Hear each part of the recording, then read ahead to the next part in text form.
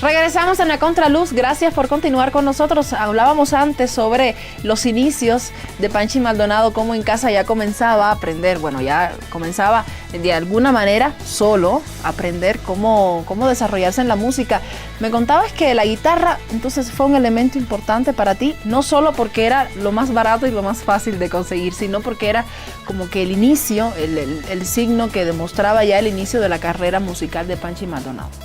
Claro, y también la guitarra era en ese momento era un motivo de rebeldía, la guitarra eléctrica. Eléctrica más, no la normal. Y la eléctrica, yo la volví eléctrica, le metía un micrófono adentro y no debía arruinar algunos equipos de sonido en casa y dándole volumen que distorsione, que se sienta como una guitarra eléctrica, ¿no? Claro. Entonces creo que eso lo han hecho todos los músicos de mi generación, ¿no? Estamos hablando de los años... De 70 y 80, yo diría. En esa época, ¿cómo estaba el rock en Latinoamérica? Bueno, estábamos en dictadura, entonces el rock estaba muy censurado. Creo que eran muy contados los grupos que habían en ese momento.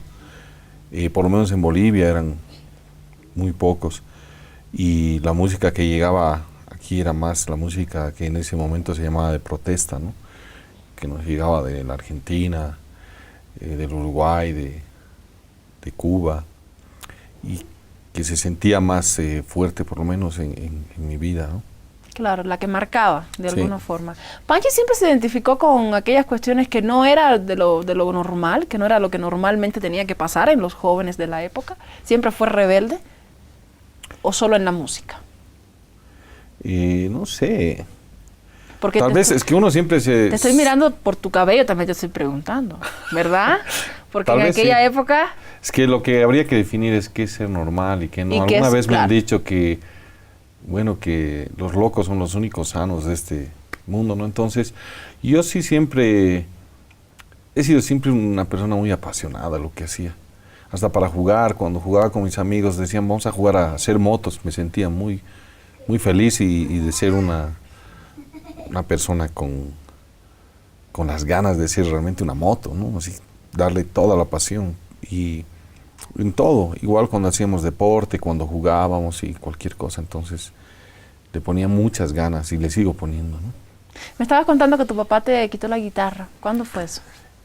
Lo que pasa es de que me quitó porque me contó mi papá una vez que él estaba aprendiendo a tocar guitarra y dice que un día le había tocado una canción a su mamá, que había aprendido una canción, y su mamá le había dicho, qué lindo, y le quitó la guitarra y ¡pum!, se la clavó en la cabeza y tenía aquí una cicatriz y le había dicho que te vas a volver un borracho, y me dijo, yo no quiero que te vuelvas un borracho. Lo mismo, ¿no? Se repiten siempre esas cosas. Y me la quitó, pero yo creo que me la quitó porque yo empecé a cantar canciones que eran en ese momento muy subversivas para él, que iban en contra de todo lo que era su institución y con lo que él estaba confrontándose. Entonces, para él era duro escuchar que yo cantaba, por ejemplo, de Piero, que se vayan ellos, o para el pueblo que es del pueblo, y saber que mi papá en ese momento estaba en la policía y en plena dictadura, y no sé, me imagino que es muy complicado. Era complicado para él. Un hijo entonces, pero después yo me presté una guitarra, la tenía debajo de la cama y en las noches le daba poco a poco, ¿no? Qué bien. Los primeros grupos con los que comienzas, Panchi, sabemos que antes de 1996, de octubre de 1996, cuando aparece Atajo, cuando se conforma Atajo, ya tenías experiencia en haber fundado otros grupos. Mira, empecé en colegio con un grupo, con un par de amigos, hicimos un grupo y con mi hermano. Luego, cuando entré a la universidad, formé un grupo con mi amigo Sergio Cáceres, que ahora está en París, y Ramiro Escobar. Entre los tres hicimos un grupo que se llamaba Debajo la Piedra, Nuestros Sueños se nos estrellan. ¿Así se llamaba el grupo? Sí, por supuesto que nos fue pésimo, sí, porque nadie se acordaba del nombre. Pero hicimos un par de conciertos, estuvimos en el Festival Internacional de la Cultura. Fue un momento muy lindo porque fueron años de universidad. Yo estaba estudiando artes, ellos eran compañeros también. Todos artistas frustrados, por ejemplo, Sergio Cáceres es un gran escritor, pero estudiando pintura, ¿no? y así encontrábamos elementos en la universidad de músicos que estaban ahí sueltos, buscándose, tratándose de encontrar. Ese fue el primer proyecto que hice. Luego hice un proyecto hicimos un proyecto con mis hermanos que nos llamábamos Los Malaquis, que al final me quedé yo y mi hermano menor, los hermanos Malaquis. Y ese dúo sigue, ¿no? O sea, cuando le digo haremos algo, hacemos, ¿no? Luego fundé con otro amigo que era un compositor, el grupo La Blusera, y estuvimos un par de años, que ese fue creo el detonante para poder después hacer Atajo, porque él era un bluesman, le gustaba el blues, quería todo blues. Y yo quería hacer, me gusta mucho el blues, pero yo quería hacer a veces un guaño, a veces quería hacer reggae, a veces quería hacer de todo un poco, y entonces a él le chocaba. Y llegó el momento donde nos separamos. Él se fue de Bolivia, se fue a Estados Unidos y yo me quedé aquí haciendo música. Y en un viaje que hicimos con mis hermanos, justamente con los Malaquis, y una amiga, Esther Beljuiz, nos fuimos a Tarija. Y en Tarija fue donde se fundó Atajo. En las noches que estuvimos tocando ahí, decidimos, haremos Atajo, ¿no? Ahí en el 96, en noviembre del 96. Noviembre, perfecto. Bien que me confirmas la fecha. ¿Por qué te digo esto? Antes de noviembre, los grupos en los que ya habías participado, ¿tenían igual, iban por el mismo estilo que ahora tiene Atajo? ¿O tú estabas todavía en esa búsqueda de a ver, como qué me defino como músico, digamos? Como te digo, con La Blusera era un grupo de blues. Y chocaba mucho con el otro compositor cuando, por ejemplo, tocaba La Dea con ese grupo. Y era una canción que él decía, esto no va conmigo, ¿no? O tocaba esta canción, Ya no veo el sol, que esas canciones fueron en el primer disco de Atajo. Pero con mis hermanos era totalmente abierto, era exactamente lo mismo que ese Atajo. Tocábamos de todo, tocábamos San Juanitos, tocábamos blues, tocábamos canciones muy under, de todo, hacíamos de todo. Entonces esa libertad era la que estaba buscando con Atajo, ¿no? Efectivamente, era la riqueza y que aún se sigue manteniendo y sigue caracterizando a la banda.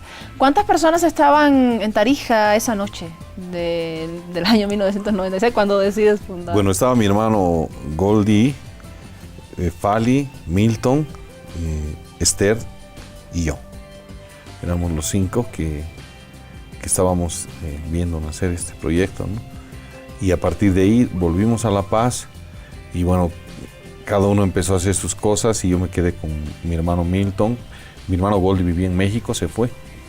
Rafael se dedicó al Fali, que se dedicó a seguir haciendo esculturas y pintando. Entonces me quedé con Milton, que era músico, pero que vivía en Cochabamba, y Esther. Entonces fundé Atajo. A partir de ahí invité a Sergio Vargas en la batería, a Toto Aramayo en el bajo, Claudia Carnelli en el violín. Y así arrancamos Atajo. El proyecto de Atajo era muy acústico en principio, ¿no? Tocaban mandolinas, muchas percusiones, violines, guitarras acústicas. Lanzamos este proyecto. Mi hermano aguantó 2 meses, Milton, porque venía de Cochabamba cada fin de semana a tocar. A los 2 meses me dijo, mira, no doy más. Ya no puedo. Búscate otro guitarrista. Y así es que llegó Germán Romero, que es el actual guitarrista de Atajo. Excelente. Quería preguntarte, la mezcla de Atajo con ritmos nacionales. En alguna de tus entrevistas comentas, de eso vamos a hablar luego, el concepto de rock, ¿verdad? El concepto de rock en Bolivia, lo que significa el rock. Sí es cierto, ¿no?, que el rock pertenece a un cierto estatus social. Sin embargo, a veces se escuchan en algunas de tus canciones esa mezcla del rock con ritmos nacionales, sea la saya afroboliviana, sean otros ritmos. ¿Por qué? Eso era parte de del proyecto. Mira, yo creo que no hay que decir el rock es así y estas son las normas, las leyes de cómo se tiene que hacer rock. Yo creo que el rock es todo lo contrario. El rock es una muestra de libertad, es una forma de vida y uno puede utilizar ese elemento para buscar esa libertad en la música. Y eso es lo que yo he hecho. Yo he tratado de tocar ritmos no solo de Bolivia, sino también a veces del mundo, porque hago reggae, por ejemplo, que no es un ritmo boliviano, o hago ritmos africanos, hago a veces balcanes o peruanos, argentinos, tango, milongas, murgas, candombe, y los hago con los elementos del rock con los que yo me he formado, pero esa música también es parte de mi vida. Yo he escuchado así calampeos del Valle Alto de Cochabamba desde que he nacido, porque mi padre era de ese lugar y estaba inmerso en eso siempre. Los tangos también, porque mi abuela era una tanguera de toda la vida. Y las bandas y eso que se escucha en las calles de nuestra ciudad, eso está en mi vida, entonces es parte del rock, de mi rock. Y es por eso que he puesto todos esos elementos como un collage, porque es parte de mi vida, no puedo decirle no a eso, todo está inmerso en mi crecimiento, mi formación, ¿no? Y aún hoy siguen surgiendo las composiciones de Panchi como surgían cuando eras joven, que empezabas a improvisar, a tocar uno que otro acorde y aparecía otro. Normalmente es mi forma de componer, y a veces tardo mucho en hacer una canción. Mira, hay canciones que he compuesto en 3 años, que estaba ahí, que no sale, que arreglo esto, no, que la cambio, que... Y hay canciones que a veces estoy en casa lavando platos y me viene una melodía y dejo todo y me voy y me sale así en 15 minutos todo. Y es como, ¿no? Es como una explosión que sale todo. Entonces son momentos tal vez de creatividad o de soltura o de claridad, no sé cómo llamarle, pero a veces vienen así muy... ¿Y las fácil. letras? Y las letras vienen, cuando es así de claro todo, viene la letra igual, es como que un nacimiento así rápido, ¿no? Siempre hay doble sentido en las letras de Panchi. ¿Cómo? Siempre hay doble sentido en las letras de Panchi. En realidad no hay doble sentido, yo soy más directo. Soy más directo. Sí, trato de decir las cosas así, no manejo mucho el doble sentido. Tal vez sí la ironía, ¿no? Pero trato de ser muy claro. Es tal vez por eso que algunas veces se han censurado canciones de atajo, o bueno, la última vez en el teatro, hace un par de semanas, y se me acercaron los policías para decirme que por qué yo hablaba así de la policía, que no podía hacer eso, ¿no? Y porque soy muy directo, no estoy ahí tratando de ponerle poesía a eso, ¿no? Es así, volapié, como le llamo yo, ¿no? Entonces, a mí lo que me gusta es contar lo que pasa, ¿no? Eso es lo que hago en mis canciones. Y los elementos simbólicos que colocas, como por ejemplo, Pulga Presidente, por ejemplo, ¿aparecen elementos simbólicos que representan algo o prefieres, como ciertos escritores, ciertos poetas, hacer la obra y dejar que el público sea quien termine finalmente? Es que eso es lo chistoso. A veces la gente piensa que buena esa canción, que poesía. Pulga Presidente, mi amigo Pulga, porque Pulga existe, es un amigo con el que yo vendía artesanías en la calle. Y en época de elecciones, él siempre me saludaba, ¿cómo es Panchi? Me decía, hola Pulga, Pulga Presidente, decía, ¿todo bien? Todo bien. Y así. Y él me decía así en sus borracheras, cuando sea presidente, todo lo que está en la canción. Y lo que yo he hecho es agarrar esos elementos y volverlas una canción y regalársela a mi amigo Pulga, que le digo que es mi compadre, ¿no? Y es eso, o sea, no está nada oculto, es algo natural en una amistad. Tal vez otros agarran, dicen, le voy a hacer una tarjeta a mi amigo. Yo le he hecho una canción que habla sobre nuestro encuentro, nuestra amistad, y sobre el acercamiento que he tenido con él hacia la saya afro-boliviana, que ha sido encontrar un mundo muy, muy lindo dentro de nuestro país, ¿no? Todo el mundo de la música afro-boliviana. ¿Te atrae más la música afro-boliviana que quizás los ritmos andinos o van de la mano? Son diferentes, totalmente diferentes, y me atrae tanto la música afro como también la música andina, ¿no?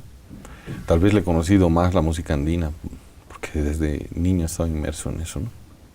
Excelente. Entonces, si tuvieras la posibilidad de un día, así de la nada, te dicen, vas a ser el próximo director del conservatorio, ¿incluyeras una asignatura que se llame Rock con Libertad, Rock igual a Libertad? Ay, no sé, creo que no aceptaría ese trabajo. De verdad. ¿Por qué? A ver, no lo aceptarías. Es un reto grande para Panchi. No me gusta trabajar en instituciones, no me gusta estar encerrado en una oficina. Prefiero estar en mi casa, la verdad, y hacer música y cantar, estar moviéndome por ahí. ¿Y cómo dejarle tu legado a ciertas generaciones que estén interesados en seguir los pasos?